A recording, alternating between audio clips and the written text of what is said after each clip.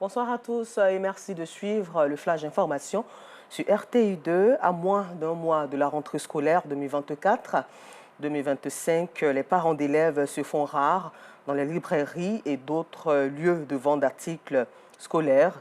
Une situation qui n'arrange pas du tout les commerçants qui espèrent recevoir les parents d'élèves d'ici la fin du mois. Le constat de Georgette Ido Fofana et Gitonien à 19h30. Et toujours en Côte d'Ivoire, à Kwadio-Blekro, une sous-préfecture située dans le département de Bokanda, les femmes de l'association Les Étoiles du Nzi ont reçu un don de plusieurs complets de pagnes et des enveloppes pour le financement de leurs activités génératrices de revenus. Et c'était le samedi 10 août 2024 sur la place publique du village centre de Kwadio-Blekro en présence de Soro Corona de RTI Boaké. Au nombre de 400, les femmes de l'association Étoile du Nzi section Kwadio-Blekro reçoivent chacune un complet d'épargne, une récompense pour leur contribution au développement socio-économique de la sous-préfecture de Kwadio-Blekro dans le département de Bokanda. Ce don estimé à plus de 6 millions de francs CFA est une initiative des marraines Dominique Oswald et Anne-Marie Océane. On a reçu des pagnes. Je suis très contente. Dieu n'a qu'à nous aider. Et puis on va faire le travail comme il faut. Maman Dominique, elle n'a qu'à s'occuper de nous. Nous aussi, on va s'occuper d'elle.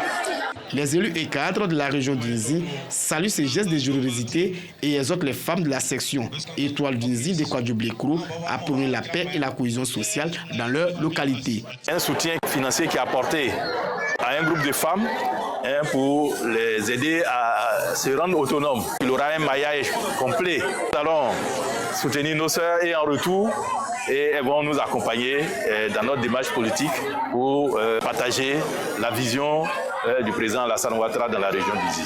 Avant Kwadio-Blekro, la délégation des Étoiles du Nzi qui promeut l'autonomisation de la femme par le financement d'activités génératrices de revenus était à Bokanda, Bengassou et Nzé-Krekesu où les femmes de leur section ont reçu un soutien financier et du matériel. Au Soudan, le Conseil souverain de transition a déclaré hier dimanche que le gouvernement enverrait une délégation au Caire en Égypte pour des discussions sur la mise en œuvre de l'accord de Djidda, signé en mai 2023.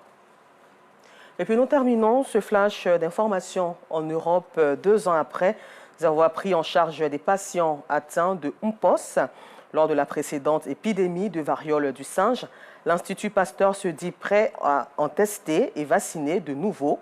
Dans un communiqué rappelant le contexte récent de recrudescence de la maladie virale, l'organisme a affirmé ce lundi 19 août que sa cellule d'intervention biologique d'urgence analysait désormais sur demande des autorités sanitaires les prélèvements suspects réalisés dans des établissements hospitaliers parisiens ou au sein de son centre médical. Encore merci à vous de nous avoir suivis. Moi, je vous donne rendez-vous à 19h30, toujours sur RTI2, mais cette fois-ci pour le temps d'information complet.